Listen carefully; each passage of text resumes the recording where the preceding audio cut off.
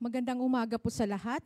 Welcome po dito sa ating press conference para po sa updates ng binabantayan nating mga sama ng panahon na sina Tropical Cyclones Dante at Emong at ang Habagat. The press conference po is being live stream at our official DOST Pag-asa Facebook page at sa ating official YouTube channel ngayong araw po ng Huwebes, July 24, 2025.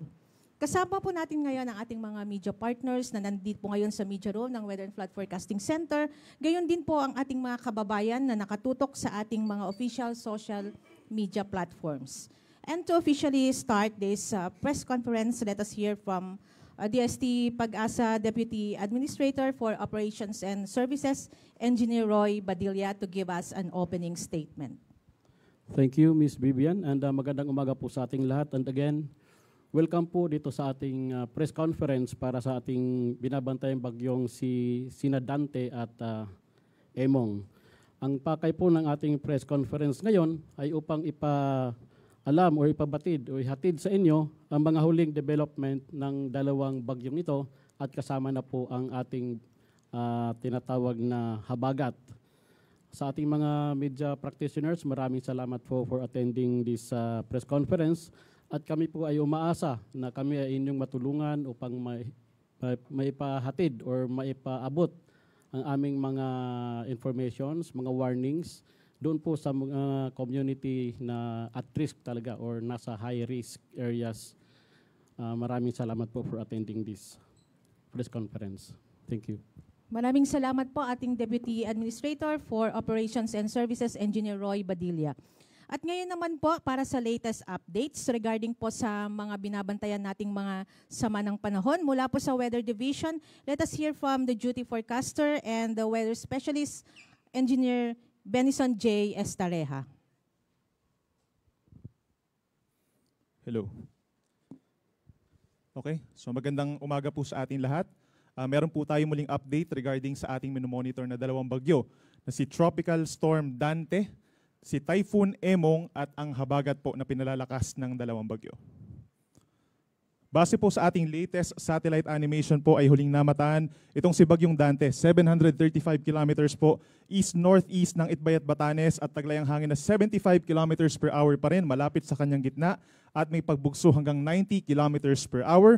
Patuloy po itong kumikilos northwest sa bilis na 30 kilometers per hour. So may kabilisan po ito sa ngayon at kita dito sa ating animation na palabas na po siya ng ating area of responsibility either mamayang hapon or gabi.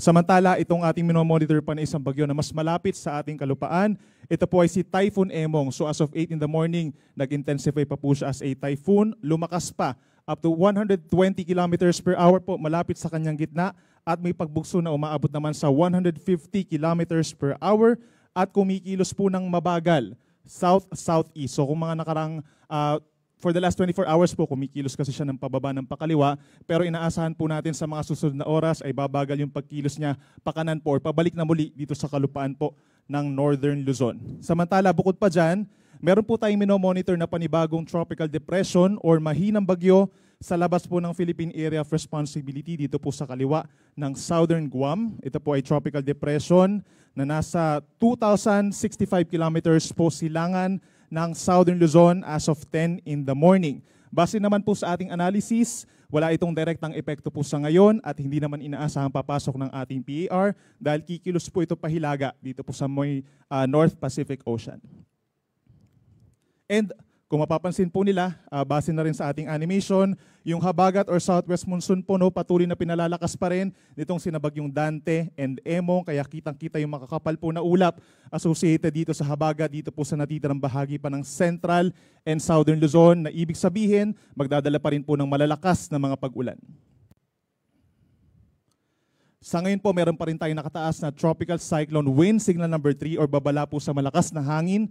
Kabilang na dyan ang northern portion of Pangasinan, western portion of La Union, at ang southwestern portion of Ilocos Sur. Signal number 2 naman po dito sa Ilocos Norte, natitirang bahagi ng Ilocos Sur, rest of La Union, gayon din ang central portion of Pangasinan, buong Apayao, signal number 2, pababa ng Kalinga, Abra, Mountain Province, Ifugao, hanggang dito po sa may Benguet, signal number 2, Babuyan Islands, northern and western portions ng mainland Cagayan, at ang western portion of Nueva Vizcaya, signal number 2 po. Pag meron tayong signals number 2 and number 3, possible po yung malalakas na hangin na posibleng makasira ng ilang pananim, ng mga maliliit po na puno at yung mga mahihinang istruktura. Signal number 1 naman po, or asahan din yung mga pabugso-bugsong malakas na hangin dito sa may kulay blue po. Kabilang na dyan ng Batanes, natitirang bahagi ng Cagayan, western and central portions of Isabela. Ngayon din na natitirang bahagi po ng Nueva Vizcaya, buong Quirino, signal number 1, natitirang bahagi ng Pangasinan, hanggang dito po sa may northern and central portions of Zambales, buong Tarlac, at sa western and central portions of Nueva Ecija.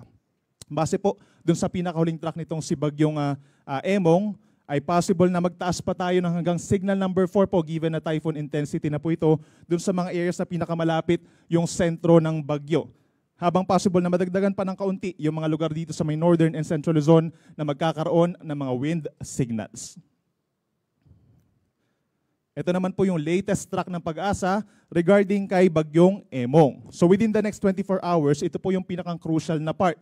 Dahil ito yung time kung saan pinakamalakas ang Bagyong Emong, sa ngayon 120 kilometers per hour. Pero posible pa itong lumakas ng bahagya up to 130 kilometers per hour habang binabagtas po itong West Philippine Sea na unti-unting palapit dito po sa may Ilocos region. Possible siya maglandfall po base sa ating latest track, either mamayang late evening or bukas ng madaling araw dito po sa may Ilocos Sur, Ilocos Norte area. Pero given po yung ating cone of probability, kung mapapansin po natin itong kulay puti, possible siyang dumaplis yung sentro dun sa may northern portion of Pangasinan, and possible din na bumaba yung landfall area dito sa may areas ng La Union at umakyat pa ng bahagya patungo dito sa may northern part ng Ilocos Norte. Estimated location po bukas ng umaga ay sa vicinity ng bayan ng Lagayan sa Abra. 24 hours further po simula po bukas ng umaga, so that's Friday to Saturday, kung mapapansin po nila, magiging mabilis yung pagkilos ng bagyo, and at the same time, malaki impluwensya ng pagdaan po dito sa may northern Luzon. Kaya naman, from severe tropical storm bukas ng umaga, possible na mabilis itong ihina pa bilang isang tropical depression. Maring dumaan po siya bukas ng umaga hanggang gabi, dito po sa may Apayao, Abra, gayon din ang malaking bahagi ng Cagayan Province, as well as Batanes. And then, pagsapit ng Sabado ng umaga, ay nasa may northern portion po ito ng Philippine Sea patungo sa may Okinawa, Japan. At pagsapit naman po ng Sabado ng hapon, most likely nakalabas na po ito ng ating Philippine Area of Responsibility as a low pressure area. Pero kung mapapansin po nila, based dun sa location kasi nitong si Bagyong Emong, ay mag-enhance pa rin po ito ng habagat or southwest monsoon over this weekend sa malaking bahagi po ng Luzon. Sa ngayon po, ito yung ating forecast rainfall for the next 24 hours or simula po ngayon hanggang bukas ng tanghali. Itong mga lugar po na may kulay pula, associated yan sa pinakamalalakas po na mga pag-ulan. Hanggang bukas nga ng tanghali, possible po yung may paminsan-minsan mga intense to torrential rains. Kabilang na dyan yung Ilocos Sur, La Union, Benguet, pababa ng Pangasinan, Zambales, and Bataan, down to Occidental Mindoro. Impluwensya po yan ng pinagsamang epekto ng habagat plus si Bagyong Emong. Meron din po tayong orange or around 100 to 200 millimeters po na dami ng ulan. Rather, dito po sa mga lugar na may kulay orange, kabilang ng Ilocos Norte, bababa ng Abra, Mountain Province, Ifugao, down to Tarlac, Pampanga, Bulacan, Metro Manila, posible pa rin umabot hanggang 200 millimeters po. Ang dami ng ulan. Gayon din sa Rizal, Laguna, Cavite, at Batangas. Habang yung kulay dilaw naman po, halos yung natitirang bahagi po ng Luzon, meron tayong possible na 50 to 100 millimeters sa dami ng ulan. Simula ngayong tanghali hanggang bukas ng tanghali, gayon din po ang lalawigan ng Antique. Kapag meron tayong kulay pula, itong mga nakikita natin, kapag more than 200 millimeters ang dami ng ulan, possible na po yung widespread incidents of flooding, plus possible din po yung mga landslides, given na nitong mga nagdaang araw po ay patuloy ang mga pag-ulan sa malaking bahagi po ng Luzon. Ito naman yung ating forecast rainfall bukas ng tanghali hanggang Sabado ng tanghali. Ito yung time kung saan po itong si Bagyong Emong ay nandito sa may parting extreme northern Luzon. Possible pa rin po yung 100 to 200 millimeters na dami ng ulan, direktang epekto ni Emong sa may Batanes, Ilocos Norte, Apayao at Cagayan, at epekto ng habagat dito sa may La Union, Benguet, pababa ng Pangasinan, Zambales, Tarlac, Pampanga, Bataan, Cavite, Batangas, at Occidental Mindoro. Habang possible pa rin po ang 50 to 100 millimeters sa dami ng ulan, paminsan-minsan malalakas pa rin po at pabugso-bugso ang ulan. Doon sa mga may kulay dilaw po na areas, Ilocos Sur, Abra, Kalinga, Nueva Vizcaya, Nueva Ecija, Bulacan, even dito sa Metro Manila, hanggang Sabado po ng tanghali may mga pag-ulan pa rin tayong minsan malalakas. Rizal, Laguna, Marinduque, Romblon, Oriental Mindoro at lalawigan ng Palawan.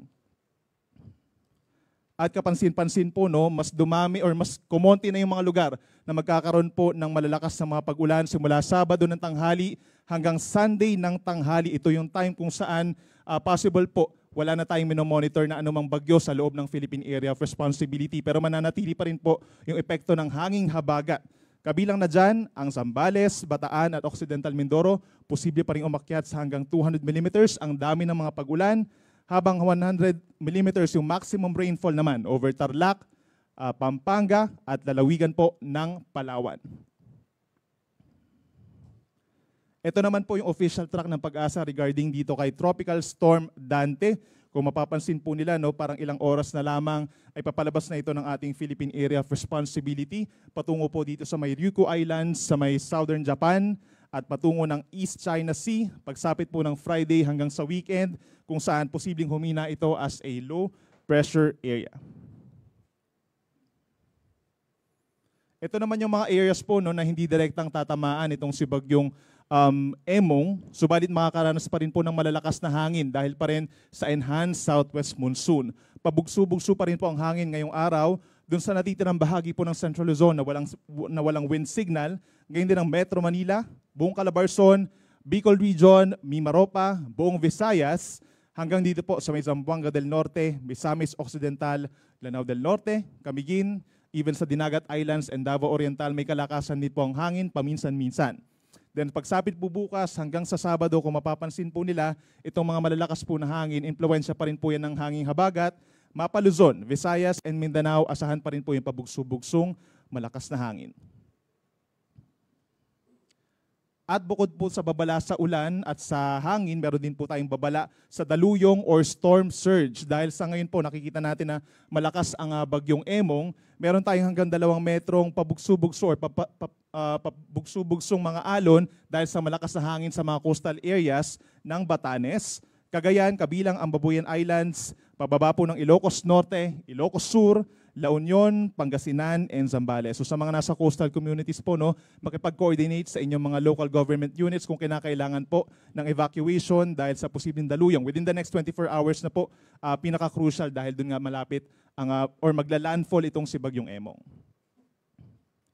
Habang pagdating naman sa mga coastal areas, sa mga layong bahagi po ng ating karagatan, possible pa rin po yung hanggang 4.5 meters or nasa halos 2 palapag ng gusaling mga pag-alon. Dito pa rin po sa western side ng Luzon, epekto pa rin po ng habagat at ni Bagyong Emong. Sa western section ng Ilocos Norte, gayon din sa Pangasinan, La Union, parte ng Ilocos Sur, gayon din po sa Zambales, Bataan, and Lubang Islands, possible po or most likely pagbabawalan na po, pero nasa sa inyo pa rin pong local coast guard po kung makakapag-travel pa rin po kayo, no? Pero hindi pa rin natin ito nire-recommend given na nandito na nga sa West Philippine Sea itong si Bagyong Emong.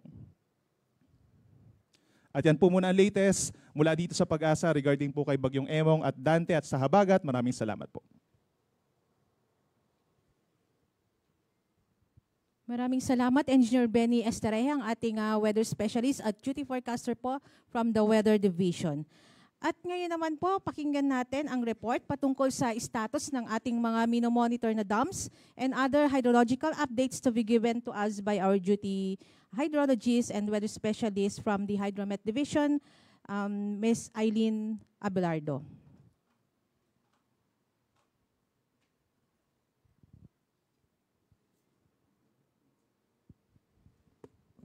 Thank you, ma'am. Magandang umaga po.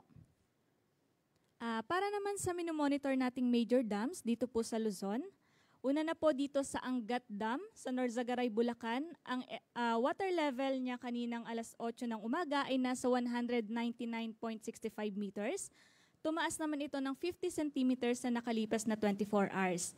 Even though tumataas ngayon yung level ng tubig dito sa may Angat Dam, mas mababa pa rin po siya ng mahigit 10 meters base dun sa kanyang normal high water level na 210 meters. So with that po, kailangan pa po niyang mga pag-ulan sa watershed po ng Angat to reach po yung normal high water level ay nasa 331 millimeters of rainfall pa po.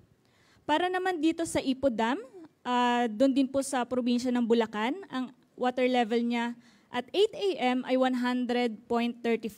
So may bahagya din po itong pagtaas ng 17 centimeters at mas mababa pa rin naman siya ng 76 centimeters sa kanyang normal high water level na 101.1 meters. So patuloy pa rin pong nagpapalabas ng tubig or nagpapakawala ng tubig dito po sa Ipo Dam. Meron pa rin pong isang gate na nakabukas na may 0.2 meters ang opening, approximately 37 po ang cubic meters per second or yung discharge na inilalabas po ng Ipo Dam. At dito naman sa La Mesa Dam, sa Quezon City, 79.65 meters at patuloy pa rin naman po itong bumababa. 29 centimeters ang kanyang ibinaba sa nakalipas na 24 hours at mas mababa siya ng 50 centimeters sa kanyang overflow level na 80.15 meters.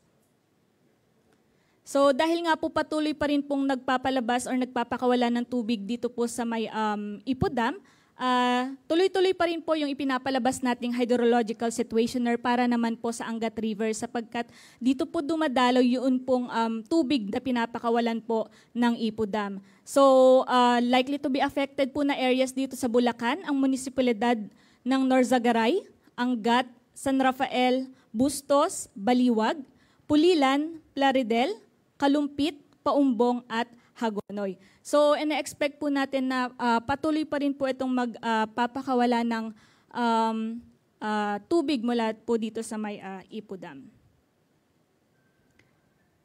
At dito nga po sa may La Mesa Dam, patuloy pa rin po tayong naglalabas din ng hydrological situationer even though unti-unti naman na pong bumababa yung level ng tubig nitong La Mesa Dam, ay kung makaka-receive pa rin po siya ng pabugso-bugsong ulan dito po sa may watershed, ay pwede pa rin pong tumaas yung pong level ng tubig sa may La Mesa Dam.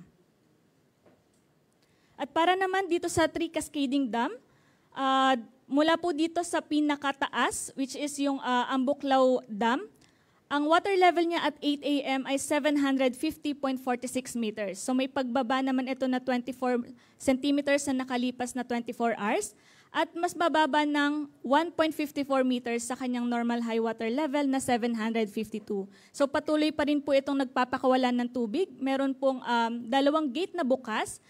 1 meter po yung gate opening at approximately 165.36 cubic meters per second ang discharge o ipinapakawalang tubig. Dito naman sa Binga Dam na kung saan siya yung sumasalo ng tubig na nilalabas po ng Ambuklaw Dam, 574.62 meters ang kanyang elevation at patuloy po itong tumataas. At tumaas nga po ng 61 centimeters sa nakalipas na 24 hours at mas mababa na lamang po siya ng 38 centimeters sa kanyang normal high water level na 575. So mayroon pa rin po itong gate na nakabukas para hindi naman po or mag-overflow or mag-overflow po yung tubig dito sa may Binga Dam. And yung pong pinapalabas na tubig ni Binga Dam ay sasaluhin naman po ni San Roque. So siya yung nasa pinakababa nitong tatlong dam na ito. Ang elevation niya or yung water level at 8 a.m. ay nasa 248.98 meters. So dahil nga po sa patuloy na pag-ulan din sa may watershed ng San Roque, plus po yung tubig na pinapakawalan mula sa Binga Dam, nag-increase or tumaas siya ng 1.32 meters na nakalipas na 24 hours. At kahit po patuloy siyang tumataas yung water level ni San Roque Dam, mas mababa pa rin siya sa normal high water level niya ng 31 meters po. So ang kailangan niya po pong pag-ulan sa watershed po nito to reach po itong normal high water level ay mahigit 1,000 mahigit 1,000 millimeter of rainfall pa po. So hindi naman po natin pa ina-expect na marireach niya ito pong spilling level o yung normal high water level in the next coming days. So dahil po sa pagpapakawala ng Ambuklaw at Binga Dam, meron pa rin po tayong hydrological situationer para naman po dito sa Agno River. Dahil dito po dumadalo yun pong mga tubig na ipinapakawalan po ng mga dams na ito. So ang pagpapakawala po ng Ambuklaw Dam, ang posible pong maapektuhan ay ang barangay Ambuclaut, doon po sa Bocod, Benguet. At dito naman po sa pinapakawalan ng Binga Dam ay yung Dalupirip at Tinongdan, dito naman po sa Itogon, Benguet. So ito po yung barangay in between po ng Binga Dam papunta dito sa San Roque Dam. At dito naman po sa Pantabangan Dam, 195.44 meters, may pagtaas na 74 centimeters, at mas mababa pa rin ng mahigit 20 meters sa kanya pong normal high water level na 216 meters. So kailangan niya po pong pag-ulan ay 1,400 millimeters of rainfall to reach po yung kanyang normal high water level. So hindi rin po natin ina-expect na ito po ay marireach or yung normal high water level ay marireach niya sa mga susunod na araw. At para naman dito sa may Magat Dam, ang kasalukuyang level ng tubig dito ay 186.69 meters. So may pagtaas po siya ng 82 centimeters. At ang difference na lang po niya dun sa kanyang normal high water level ay around 3.31 meters. So eto nga po ngayon ay nagpakawala na ng tubig as of 9 a.m. And for the Caliraya Dam naman po, 287.85 meters naman ang kanyang level at wala naman pong binaba or tinaasan na kalipas na 24 hours. At dahil nga po nagpapakawala na ng tubig mula dito po sa may Magat River, nagpalabas na rin po tayo ng hydrological situationer para naman po sa may Magat River. Since dito po dadaloy yun pong tubig na papakawalan po ni Magat Dam at ito po ay aagos din po sa may Cagayan River. So ang mga munisipalidad na binibigyan po natin ng abiso at warning sa posible pa nga pong pagtaas at pagbilis ng daloy po dito sa may Magat River ay ang mga munisipalidad sa Alfonso Lista ng Ifugao Province, Ramon, San Mateo, Aurora, Cabatuan, Luna, Reyna Mercedes, Burgos, Nagilian at Gamu sa probinsya naman po ng Isabela.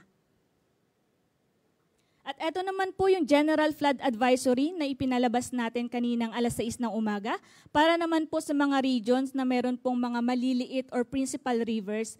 At meron na po tayong flood warnings na ipinrovide sa mga probinsya po ay sa mga rehiyon po ng Cordillera Administrative Region, National Capital Region, Ilocos Region, Central Luzon, Calabar Zone at Mimaropa. So ina-expect po natin dito na patuloy pong magpapatuloy po yung pong mga pagbaha na nararanasan nila sa ngayon. At posible naman din po yung flash flood sa mga rehiyon po ng Cagayan Valley, Bicol Region at dito po sa Western Visayas. At para naman po sa flood advisories and bulletins na pinapalabas po ng Major River Basin, dito po sa Pasig, Marikina, Laguna de Bay River Basin, tuloy-tuloy po yung flood bulletin na ipinoprovide natin. Dahil nga po ay tumataas na naman po yung mga water level dito po, lalong-lalo na sa may Upper Marikina na area. And also dito din po sa may Tulyahan, Tulyahan River Basin, tuloy-tuloy din po yung flood bulletin na atin pong ipinoprovide. At yung Lamesa Dam nga po ay mas mababa na dun sa kanyang overflow level. Gayunman po ay inaabisuhan pa rin po natin yun pong mga kababayan natin na nakatira po malapit dito sa Lamesa Dam at along doon po sa may Tulyahan River. Sa posibilidad po na biglang pagtaas ng ilog dahil nga po sa biglaang pagbuhos ng ulan. At para naman po sa Agno River Basin, so ang flooding is still threatening pa rin po sa mga areas po sa Bayambang, Orbistondo, mga Tarem, Aguilar, at Lingayen sa probinsya po ng Pangasinan. While yung pagbaha pa rin po ay patuloy na mararanasan din naman po dito sa Bugalyon, ibang parte pa ng Lingayen, Santa Barbara, Calasiao, Dagupan City at portion po ng Vinmalay. So every 12 hours po ang update natin dito at abangan po natin yung mga ay ipapalabas pa ng Agno River Basin.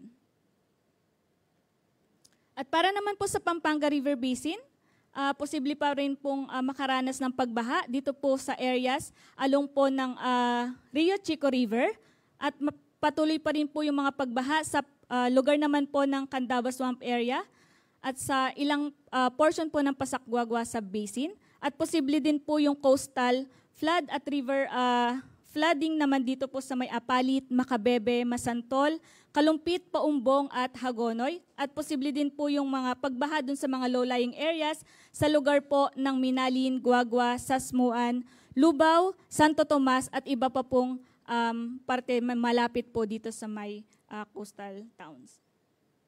At para naman sa Bicol River Basin, meron na din po silang update as of 8:30 a.m. Meron pa rin po silang advisory na ipinalabas dahil nga po sa patuloy na pagtaas ng level ng tubig dito po sa watershed po ng Bicol. At posible pa rin pong makaranas ng pagbaha lalong-lalo na po sa mga kalsada, pag-ipon ng tubig po doon sa mga mabababang lugar at doon din po sa mga sakahan.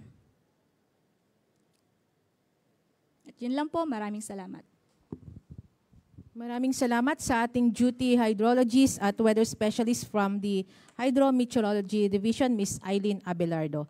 At before we accommodate questions po, we would like to, of course, acknowledge yung ating mga kaibigan po from the media na kasama po natin ngayon, ang Inquirer.net, ABS-CBN, PTB4, Abante, Manila Times, Daily Tribune, Manila Standard at Manila Bulletin.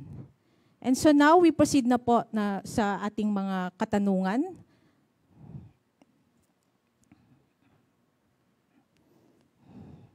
And we also want to acknowledge po yung presence ng ating mga DOST Pag-asa key officials nandito ngayon. Of course, Deputy Administrator for Operations and Services, Engineer Roy Badilla, and Deputy Administrator for Research and Development, Dr. Marcelino Q. Villafuerte II, the officer in charge of the Hydromet Division, Engineer Oscar Cruz. We also have Assistant Weather Services Chair from the Weather Division, Engineer Christopher Perez. And we also have at the back po, Deputy Administrator for Administration and Engineering Services, Ms. Shirley David. Kasama din po natin ang officer in charge ng Research and Development and Training Division, Mr. Michael S. Bala. Okay, so yung mga katanungan po, yes ma'am. Okay po.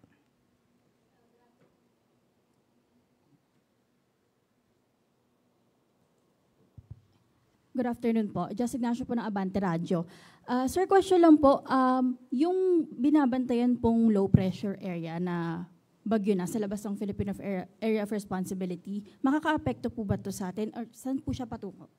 Thank you po. Engineer Chris Perez. Okay po. Bali, pakikita yung satellite image ka.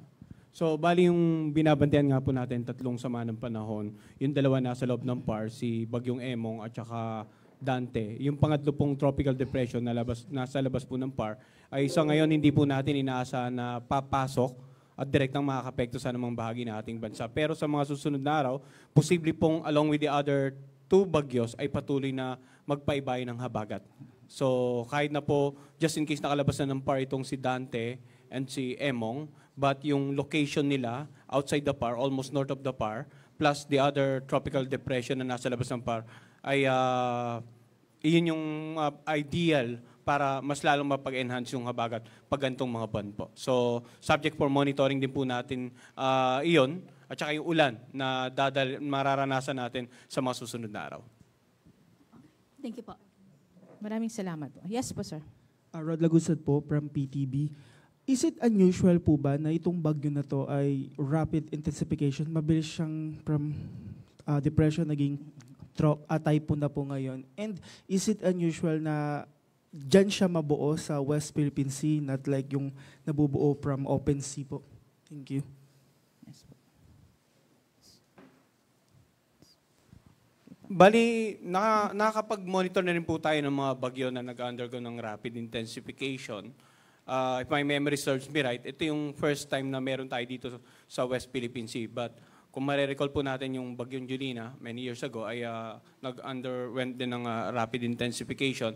And so far, itong si Emong, nakikita natin favorable naman kasi yung atmospheric at saka oceanic condition. Hence, yun nga po, yung naging development nito during the last 24 hours. Kaya yung warning natin, dumami yung mga wind signals over most parts of northern Luzon. At ito nga, yung issuance natin ng tropical cyclone bulletin ay naging every 3 hours na po. Lalong-lalo if we're expecting Emong to make landfall and cross parts of northern Luzon in the next 24 to 48 hours. Sir, may kinalaman ba yung mabagal na pagkilos niya kay Dante? May interaction ba within that? Bakit ganun kabagal yung kilos niya po? Bagay po na nakikita natin yung interaction with the other weather systems. For example, itong si Emong at saka si Dante. And also the fact na meron pong reach of high pressure area north of both the bagyo. Kaya dahan-dahan po yung pagkilos nila paakyat. But makikita natin sa mga forecast track natin kanina, pinakita ni Sir Benny na biglang bibilis ang pagkilos ni Emong. Possibly because yung ridge na yun ay mag-give way sa isang tinatawag natin na trough. So yun yung karaniwan ang mga bagyo po sa upper levels, yun yung sinusundan po nila. Hindi babanggay yung ridge, pero once may nakita na approaching trough, yung tendency susundan nila yung trough na yun. Dagdag na lang po, sir. Ano yung pinakamataas na tropical cyclone wind signal na pwedeng itaas ng pag-asa at as Typhoon Emong approaches the land po? We're not ruling out the possibility, sir, na signal, tropical cyclone wind signal number 4 po. But kung possibly nasa upper limit ng typhoon category yung marireach itong lakas ng hangin. Thank you po, sir. Maraming salamat, Sir Chris. At may isa po tayong katanungan mula sa isa sa ating mga social media platform, mula po kay Jason Friginal. Tanong ko po kung hanggang kailan ang epekto ng habagat dito po sa ating bansa. May kasunod pa po ba kay Emong? Ano po ang magiging lagay ng panahon sa susunod po na mga buwan? Perhaps Doc Mar will enlighten us. Well, itong habagat nga po, dahil sa meron tayong currently existing na dalawang bagyo, ay inaasahan natin na magpapatuloy pa rin na makakaapekto sa ating bansa. Kahit na makalabas itong dalawang bagyo, even itong si Typhoon Emong ay makalabas ng ating bansa, merong itong ang isang tropical depression na nasa labas ng PAR, mag-move siya northward, ay eventually maghahatak pa rin ng habagat. So inaasahan natin until weekend and even early next week ay nandun pa rin ang hanging habagat. And this season naman, buwan ng Hulyo ay talagang buwan ito ng hanging habagat at buwan din kung saan may mga tropical cyclones na nakakaapekto sa ating bansa. So asahan pa rin po natin ang mga pag-ulan na dulot ng hanging habagat at gayon din yung contributions nga ng mga tropical cyclones sa ating bansa. Maraming salamat, Doc Mar. At may isa pa po tayong, okay, Sir Ariel. Good afternoon po. Sir, nagsimula yung mga pagulan last week, no? Mga July 16, 17 ata, hanggang ngayon. Di ba yung mga matatanda may tinatawag na siyam-siyam? Meron po ba kang available data na pwedeng ipakita kung gaano karaming ulan na ang binuhos, cumulative sa western part ng bansa, para makita din kung gaano kagrabe? Kasi siguro yung mga tao natataka bakit ganun kalala yung mga pagbaha sa napakaraming parte ng Pilipinas. Yes, maraming salamat, Ariel. Okay, may data tayo pertaining dun sa mga ulan.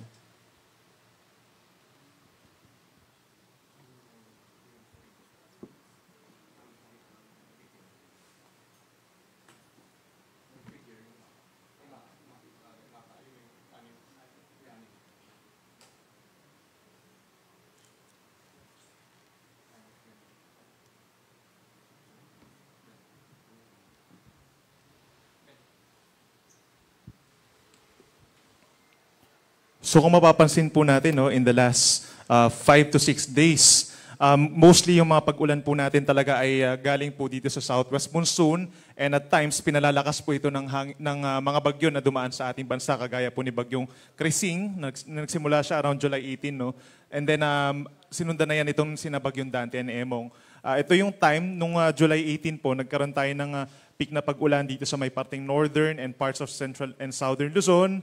Tapos yung trend po niya, going into July 20, parang papahina po siya, no? Dahil ito yung time kung saan nga humina itong si Bagyong Krising or lumabas na ng ating area of responsibility. Then nagsimula po ulit yung mga pag-ulan natin. The moment na meron tayong nabuo na weather disturbance, itong si Bagyong Dante, dito po sa may silangan ng ating bansa, July 21 hanggang kahapon po, nagkaroon tayo pa rin ng peak ng mga pag-ulan po dito pa rin sa may western side po ng ating bansa. At ang main question niyo po is, ano yun, Sir Ariel? Ano siguro, baka meron kayong pwedeng ipakita, halimbawa, 10 stasyon, ito na yung total na binuhos na ulan over okay. the 6 or 7 day period. So ipakita ko na lang din po yung chart para mas ano po natin, mas maintindihan. Ayan po. So from July 18 hanggang July 23, for the past 6 days po, ito yung mga istasyon po no, na nagkaroon ng mga mararaming ulan na at least 150 millimeters per higher in the last 5 days. So dito po sa may Sangli Point sa Cavite, halos 1,000 millimeters po yung binagsak na ulan doon sa lugar po nila sa nakalipas po na 5 araw. And then sinundan po yan ng Bataan and Zambales. Yung sa may Abukay, Bataan po, more than 900 millimeters po. No? Halos 900 din dito sa may Subic Bay sa Zambales. And then kung papansin po natin, yung Science Garden dito sa may Quezon City, around 680 millimeters po. Ganon karami po yung binagsak na ulan in the last, bumagsak na ulan in the last 5 days po. 6 days. Yeah, 6 days.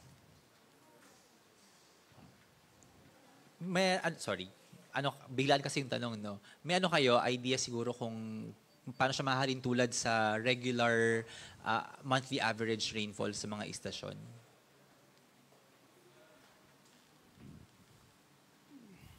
So, for example po dito sa sa Science Garden, ang monthly average ng for the month of July, ang ating pong monthly normal rainfall ay 516.6 millimeters. At kung napapansin po natin, yung pinakita ni Sir Benny kanina, in the span of, may mga pagkakataon na ilang araw lamang ay halos nahigitan na itong monthly rainfall ng Science Garden, Quezon City. Bukod pa dyan, yung pinakikita po ng chart na hindi lamang sa Metro Manila, kundi yung nakararaming bahagi po ng Luzon, particular na yung mga lalawigan sa western section, ay nakaranas ng mga pag-ulan, lumagpas na sa kanilang monthly rainfall normal. Kaya po tayo patuloy yung pagbibigay natin abiso, babala, na yun nga po, umulan na naman nagdang araw at may na-anticipate pa tayong ulan. Halos napuruhan yung mga lalawigan sa western section, kasama na dyan Metro Manila. Kaya nandiyan pa rin po yung banta ng mga pagbaha, magiging mabagal ang paghupa ng mga water level siguro sa mga ilog. Kaya banta pa rin sa mga komunidad na nasa tabing ilog, kung uulan, baka umapaw uli. At yun nga, yung pagguho ng lupa, kung ilang araw na pong umuulan, malambot na yung mga bahaging kalupaan na malapit sa bundok, at uulan pa for the next 3 days, gaya ng pinakita kanina sa ating presentation, ay may banta pa rin ng landslide. Kaya sana po patuloy yung pakikipag-ugnayan natin ng mga kababayan po natin, lalong-lalo sa buong Luzon halos, regarding disaster preparedness and mitigation measures, both with their local government officers and local disaster risk reduction managing officials. Maraming salamat, Sir Chris and Sir Benny. At may isa pa po tayong katanungan. Why, from Marisa Lomuntad, San Jose, why is Wawa Dam not included in your monitoring? Sir Oka Cruz. Okay.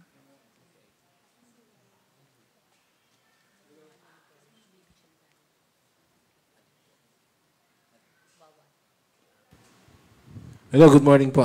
Yes, ang Wawa Dam po ay kasama po sa aming minomonitor. At sa ang Wawa Dam po ay nag-i-spill ng tubig at na-reach na po niya yung 135 na maximum elevation niya. No? Wala pong gate ito at patuloy itong nag-re-release sa ngayon. Pero maliit lang po siya, mga 100 centimeter per second yung kanyang flow. Nagsimula po ito nung nakaraang pang araw, nung Lunes, na siya po ay nag-overspill kasi wala po siyang gate. Nag-automatic release po siya ng tubig. Galing po sa watershed ng Marikina. Siguro na-miss lang, pero doon sa aming aming mga reports, doon sa aming Facebook, sa Pag-asa, sa iba-ibang platform namin ay naka-indicate naman po yon. Even doon sa aming update kaninang umaga ay nandun po yung update ng Wawa Dam. No?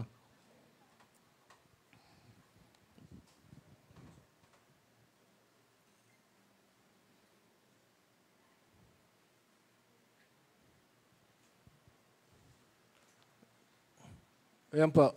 Nandiyan po siya, kasama siya doon sa aming bulletin, no, nung sa aming Pasig Marikina. Naka-indicate po dyan yung Wawa Dam na minomonitor namin. Ano? Okay, maraming salamat, Sir Oscar Cruz. At may katanungan pa po tayo from Elmer Batalla Engaran.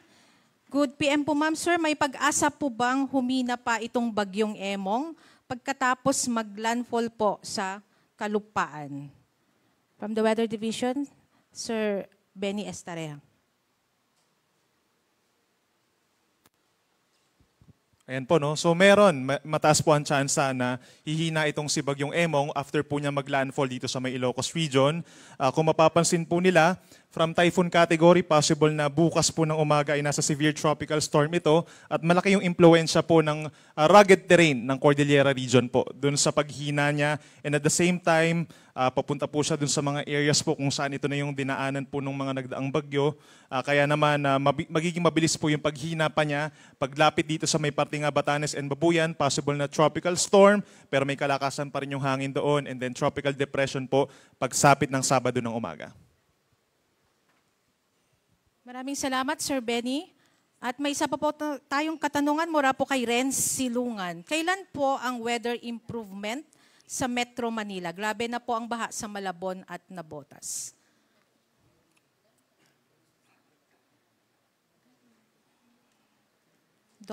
Doc Mar Villaverde. Okay. Given po na itong ang si Emong at si Dante ay sa kasalukuyan ay nakakaapekto pa sa ating bansa, definitely magbibigay pa ito ng mga pag-ulan. Subalit by weekend at least may improvement naman tayo ng weather, particularly dito sa Metro Manila. But again, given that may isang tropical depression na nasa labas ng Philippine Area of Responsibility, pag-move niya northward, sa kabila na makalabas na itong dalawang bagyong nasa PAR ngayon, ay pag-iibayuhin pa rin ito yung hanging habagat. So by early next week, inaasahan natin may mga pag-ulan pa rin tayong maaaring ma-expect dito po sa Metro Manila. Thank you, Doc Mar. At may isa po tayong katanungan from Norman Almanza. Yung typhoon force wind is reduced from 220 kilometers to 150 kilometers from the center. Is that a good news? Yung typhoon force wind is reduced from 220 kilometers to 150 kilometers from the center. Yun po daw ba ay good news? Bali, if we're talking about the radius, pwedeng partly good news, no? Pero as much as possible, typhoon category po ito at approaching the landmass of Northern Luzon, ay wag po tayong basta-basta magpakakampante at patuloy nating abangan yung updates and makinig, makipag-cooperate sa ating mga LGUs at saka local DR officials para sa continuous disaster preparedness and mitigation measures. Maaring lumit yung lawak, pero nandun pa rin po yung threat, lalong-lalo na may pinag-iibaya po itong habagat. Kaya kung mapapansin po natin kanina, binanggit din na may mga lugar outside the areas with wind signals na pwede pa rin po makaranas ng paminsan-minsang pagbugso ng hangin. At yung mga pagbugso ng hangin dahil sa pinag-ibayang habagat, pwede pa rin makapaminsala, makasira ng mga bahay or struktura na gawa sa light materials at pwede rin magdulot ng maalong karagatan. So, ibayang pag-iingat po tayong lahat at yun nga, monitoring po sa updates ng pag-asa regarding the bagyos and the habagat. Maraming salamat, Sir Chris. And maybe last question na po itong nakikita ko. Good afternoon. May signal po bang pwedeng itaas sa Pampanga? And if meron, ano ang pinakamataas?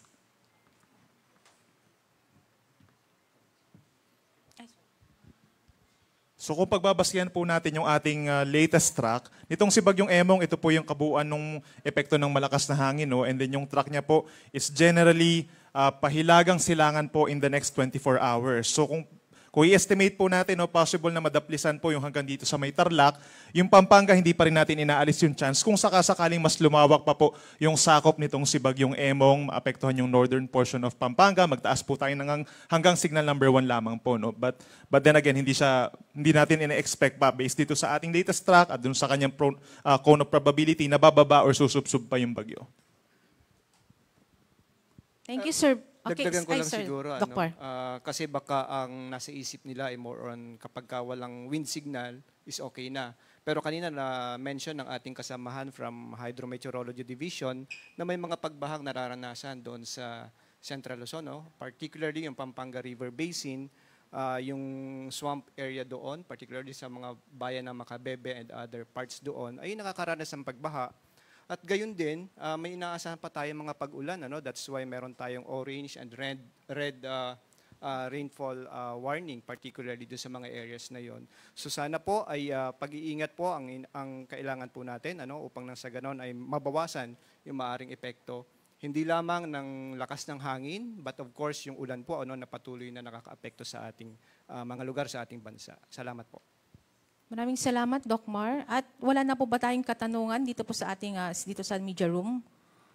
Alright, kung wala na po, tawagin ko po para magbigay ng final statement and to formally close po itong ating press conference today. May we hear from our Deputy Administrator for Research and Development, Dr. Marcelino Q. Villafuerte II. Maraming salamat. At again, ang pasasalamat po natin sa ating mga kasamahan sa media sa pagpaparating po ng mga impormasyong ito sa ating mga kababayan. Again, meron po tayong 2 bagyo na nasa loob ng ating Philippine Area of Responsibility. Medyo malakas na po itong isa, si Emong, no? Nag-intensify siya at naging isang ganap na typhoon. Ngayon, bukod po doon sa hangin, no, na dala-dala ng bagyong nabanggit, of course ay posible po itong mag-cause ng matataas na storm surge, no? That's why nagpalabas din tayo ng warnings pertaining sa inaasahang daluyong or storm surge na maaari makaapekto sa western section ng Northern Luzon. Ganon din, of course, yung mga pag-ulan na inaasahan natin at patuloy na nga na nakakaranas ang ating mga iba't ibang probinsya sa particularly western section ng ating bansa. Dulot naman ng habagat na pinag-ibayo rin ng existence nga ng 2 bagyong ito, ay inaasahan natin at yun nga, may hindi magandang epekto ito. May mga pagbaha na tayong na balitaan. And dahil sa patuloy na pag-uulan pa, ay inaasahan natin na yung pagbabaha ay patuloy na mararanasan ng ating mga kababayan.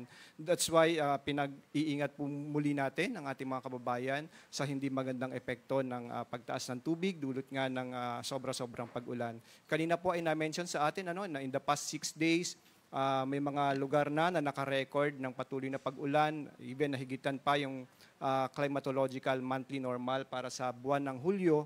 At yun po ang naging dahilan nga ng mga pagbaha. At sana po ay patuloy na mag-ingat ang ating mga kababayan pertaining dito sa mga sama ng panahon na ito. Maraming salamat po again at sana po ay mag-ingat po ang bawat isa sa atin. Maraming salamat, Dr. Marcelino Villafuerte, ang ating pong Deputy Administrator for Research and Development. And again, maraming salamat po sa ating mga kaibigan from the media na nakasama natin ngayon sa Weather and Flood Forecasting Center at yung mga ating mong kababayan na tumutok sa ating mga official social media platforms. Manatili po tayong nakatutok sa ating mga updates mula po sa ating ahensya, DOST Pag-asa, and on behalf of our Administrator, Dr. Nathaniel T. Servando, and the whole DOST Pag-asa community, maraming salamat po, and that concludes our press conference for today. Isang mapagpalang araw po at mag-ingat po tayong lahat.